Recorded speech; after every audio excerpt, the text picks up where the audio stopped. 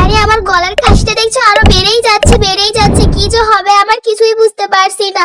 আরে আমার কাজের মেয়েরা দেখছো খুবই অসুস্থ, যাই ওকে কিছু ভালো মন্দ খাবার দিই, তাহলে এগুলো খেলে ও সুস্থ হয়ে যাবে। ধন্যবাদ ম্যাডাম আপনাকে আমাকে সাহায্য করার জন্য। যাই আমার মেয়েটা অনেক দিন ধরে না খাওয়া, ওকে কিছু খাবার দিই তাহলেও খুশি হবে। মা, তুমি এত কাশছো কেন, তোমার কি হয়েছে? মারে আমি যে খুব অসুস্থ, আমার জানি না কবে কি হয়ে যায়। মা তুমি চিন্তা করো না, আমি এক্ষুনি ম্যাডামের কাছে যাচ্ছি, তার কাছে কিছু সাহায্য চাবো। দরজা খুলুন ম্যাডাম, দরজা খুলুন ম্যাডাম। আমার মা না অনেক অসুস্থ, তার গলা দিয়ে রক্ত বের হচ্ছে, তাকে হাসপাতালে নিয়ে যেতে হবে।